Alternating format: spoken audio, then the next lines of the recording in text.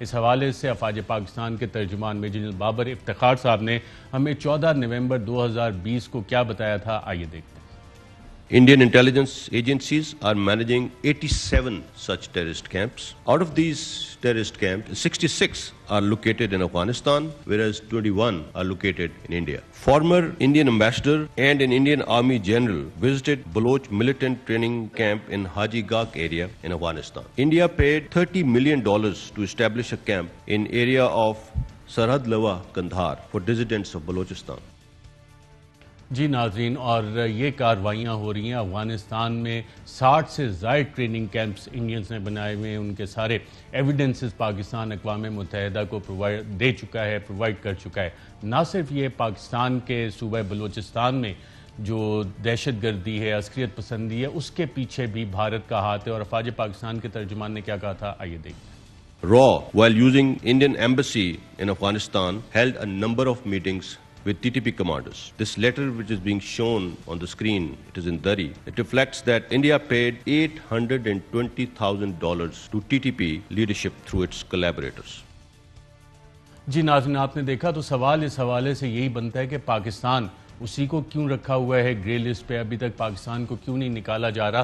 تو یہ ایک بہت بڑا سیاسی سوال ہے کہ بھارت کے حوالے سے تمام ثبوت موجود بھی ہیں، لیکن بھارت افغانستان کے حوالے سے جتنی وہاں پہ انویسٹمنٹ کی ہے نیٹو کنٹریز کے ساتھ، یورپین یونین کے ساتھ، امریکہ برطانیہ کے ساتھ مل کے بڑی ایفیکٹو لابی پاکستان کے خلاف کر رہا ہے، اور جو دہشت گردی کی پاکستان میں کارروائیاں ہیں، ایک دفعہ پھر پلان یہی بنا ہے کہ امریکن فورسز کے وڈرال کے بعد پاکستان میں دہشت گردی کی کارروائیوں کو باقاعدہ طور پہ تیز کیا جائے۔ اور لاہور کا جو واقعہ ہے اس سے ہمیں یہ بھی اندازہ ہوتا ہے کہ جو ہوسٹائل انٹیلیجنس ایجنسیز ہیں وہ کس طرح سے پاکستان میں کارروائیاں کرنے کے لیے اپنی تیاریاں کر رہی ہیں، اور افغانستان میں امریکہ اور نیٹو فورسز کے وڈرال کے بعد پاکستان کو جو سیکیورٹی خدشات ہیں، اس حوالے سے بھی جمعرات کو پارلیمان کی جو کمیٹی ہے اس کو آگاہ کیا جائے گا کہ کیمپین باقاعدہ طور پہ لانچ کی جا رہی ہے پاکستان کی افواج کے خلاف، پاکستان کی ISI کے خلاف۔ اور اس کیمپین کا حصہ کیا ہے، کلیدی اس میں جو پوائنٹس ہیں وہ کیا ہیں؟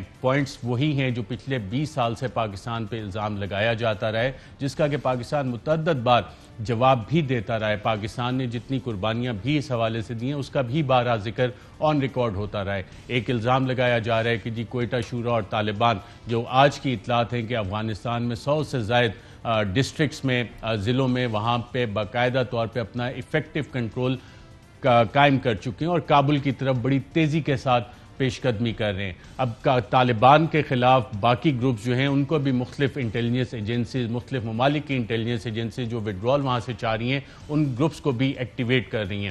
اب طالبان اگر 100 ڈسٹرکٹس میں افغان فورسز ان کے آگے کرمبل کر رہی ہیں، اور یہ بات بارہا جنرل کیانی نے امریکنز کو بتائی تھی، پاکستان کے متعدد DG ISI جو رہے ہیں ان کے تو باقاعدہ پیپرز بھی اس حوالے سے، جو امریکن ڈیفنس کالجز ہیں، وار کالجز ہیں، وہاں انہوں نے لکھ کے بتایا تھا کہ جتنے مرضی آپ پیسے افغانستان میں ڈال لیں، آپ اس افغان نیشنل سیکیورٹی فورسز کو کھڑا نہیں کر سکیں گے، اور جب یہ نیٹو نکلے گا، یہاں سے امریکہ نکلے گا تو افغان نیشنل سیکیورٹی فورسز کرمبل کر جائیں گی۔ اور 1 مئی کی اناؤنسمنٹ کے بعد جو بائیڈن کی کہ جناب 1 مئی سے ہم وڈرال اپنا باقاعدہ شروع کریں گے، افغانستان میں جو طالبان کے گینز ہیں وہ کافی زیادہ بڑھتے جا رہے ہیں۔ اب افغانستان کے خلاف مختلف گروپس کو کھڑا کیا جا رہا ہے، اور اس سے خانہ جنگ افغانستان میں ایک دفعہ پھر سے خطرہ بڑھ گیا ہے۔ کون کون سے چند میجر گروپس ہیں وہ ناظرین آپ کو بتاتے ہیں۔ کمانڈر عبدالغنی عرف کمانڈر علی پور ہزارہ ملیشیا کا سربراہ ہے اور ورد غور اور دیگر صوبوں میں کارروائیاں کر رہے ہیں۔ شمالی افغانستان میں احمد شاہ مسعود کے صاحبزادے احمد مسعود ایک بڑے گروپ کی سربراہی کر رہے ہیں۔ احمد مسعود کو مغربی دنیا میں بھی پذیرائی حاصل ہے اور ان کا گروپ ہزاروں جنگجوؤں پر مشتمل ہے۔ ازبک کمانڈر عبدالرشید دوستم کا گروپ صوبہ جوزجان اور مزار شریف میں طاقت رکھتا ہے۔ دوستم مختلف ادوار میں مختلف ممالک، گروہوں اور حکومتوں کے ساتھ اتحاد بناتے رہے ہیں اور اپنی سیاسی جماعت جنبش ملی بھی بنا رکھی ہے۔ بلخ صوبے کے کمانڈر عطا محمد بھی ایک اہم کمانڈر مانے جاتے ہیں۔ وہ بلخ صوبے کے گورنر بھی رہ چکے ہیں اور ماضی میں عبدالرشید دوستم کے ساتھ مل کر طالبان سے مزار شریف خالی کروا چکے ہیں، مگر بعد میں مزار شریف کے کنٹرول کے لیے دونوں گروپس آپس میں ہی لڑ پڑے تھے۔ ہرات صوبے کے سابق گورنر کمانڈر اسماعیل خان کی ہرات صوبے میں مضبوط پوزیشن ہے۔ تاجک کمانڈر اسماعیل خان نے 80 کی دہائی میں سوویت یونین کے خلاف کارروائیوں کا آغاز کیا تھا اور حال ہی میں سوشل میڈیا پر اپنے گروپ کو اکٹھا کر کے ایک ویڈیو نشر کی جس میں بتایا گیا کہ اپنے تحفظ کے لیے ان کے گروپ کے 5 لاکھ افراد اسلحہ اٹھانے کو تیار ہیں۔ ہیراتی کے ایک اور کمانڈر حاجی کامران علیزئی پر الزام ہے کہ وہ منشیات کا کاروبار کرتے ہیں اور صوبہ ہرات میں بڑی طاقت رکھتے ہیں۔ کامران علیزئی کا دعویٰ ہے کہ اگر افغانستان افواج طالبان سے صوبہ ہرات کا دفاع کرنے میں ناکام رہیں تو ان کا گروہ خود دفاع کے لیے تیار ہے۔ شمالی وسطی افغانستان میں کابل کے سابق پولیس چیف اور سابق ملیشیا کمانڈر عبدالبصیر سالنگی نے جنوری میں ایک تقریر کے دوران کہا کہ ان کا ملیشیا مذاکرات ناکام ہونے کی صورت میں صوبہ سالنگ میں لڑنے کے لیے تیار ہے۔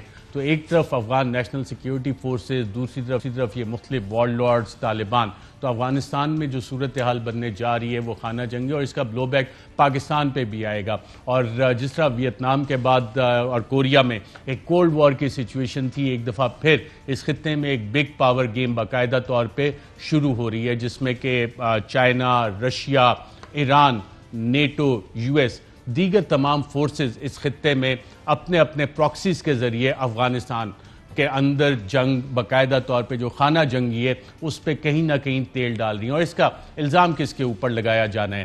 یہ ساری تیاریاں ہو چکی ہیں اور الزام پاکستان پہ لگایا جانا ہے۔ حالانکہ طالبان کی ڈیلیگیشنز امریکہ کے ساتھ بھی ملاقاتیں کرتی ہے، مختلف ممالک میں ملاقاتیں ہوتی رہی ہیں، دوحہ میں باقاعدہ طور پہ ان کا دفتر موجود تھا، لیکن کوئٹہ شورا کا ذکر ایک دفعہ سے پھر نیٹو کے جتنے کمانڈرز وہاں سرو کر کے گئے، امریکہ، برطانیہ کے، وہ اب یہ کوشش کر رہے ہیں اور اس حوالے سے باقاعدہ طور پہ جو اسٹریٹجک انٹیلیجنس ان پٹ ہے وہ مختلف حکومتوں کو دے دی گئی ہے کہ جناب پاکستان کو بلیم کیا جائے، اقدامات یہ بھی لیے جائیں کہ پاکستان پہ سینکشنز رجیم لگائی جائیں اور فیٹف اسی ساری اپنی ناکامی کو کور کرنے کے لیے پاکستان کو فیٹف میں بھی رکھا گیا۔ کوئٹہ شورا کا جب ذکر آتا ہے تو یہ بھی پہلی دفعہ نہیں آ رہا۔ جنرل مشرف سے بھی یہ سوالات ہوتے تھے اور 2006 میں کوئٹہ شورا کے بارے میں جنرل مشرف نے کیا کہا تھا، آئیے دیکھتے ہیں۔ Quetta is the capital of Baluchistan. Quetta has today a provincial assembly functioning.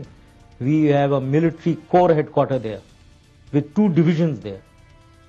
There is no question that any Taliban headquarters can be there. This is the most ridiculous statement and it is the most ridiculous thought that the Taliban headquarters can be in Quetta.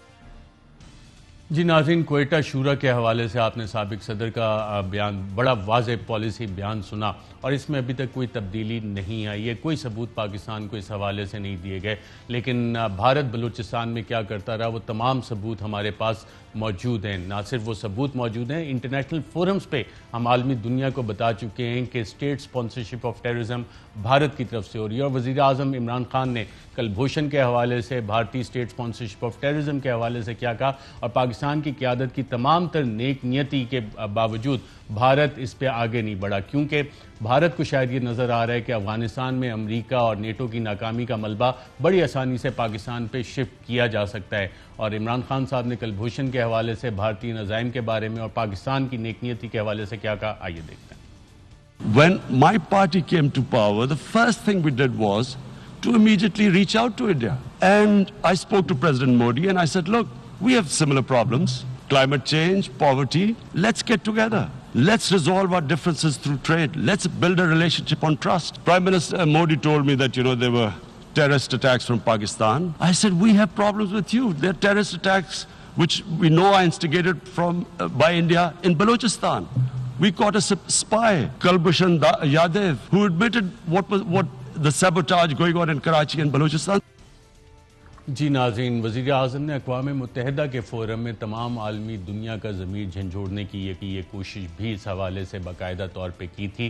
اس حوالے سے ناظرین جو بھی developments ہیں اس پہ مزید بھی بات کریں گے، لیکن آج کے لیے اتنا ہی کافی ہے کہ جو خطرات افغانستان میں بڑھ رہے ہیں اس کا بلو بیک یقیناً پاکستان بھی ایکسپیکٹ کر رہا ہے اور اس میں جو پولیٹیکل کویسچن ہے، اپنی ناکامی کا ملبہ پاکستان پہ آخر کیوں ڈالا جا رہا ہے۔ اہم ترین خبریں اب ایک کلک کی دوری پر، ہر لمحہ باخبر رہنے کے لیے سبسکرائب کریں ہمارا YouTube چینل۔ اپنے موبائل فون سے ملکی اور بین الاقوامی اہم خبروں تک رسائی کے لیے ڈاؤن لوڈ کیجیے موبائل ایپ۔ باموثوق ذرائع سے مصدقہ خبروں، تجزیوں اور تبصروں سے مستفید ہونے کے لیے وزٹ کیجیے پاکستان کی سب سے بڑی news website ARY news پہنچا رہا ہے خبریں سب سے پہلے آپ تک، تاکہ آپ رہیں ہر لمحہ باخبر۔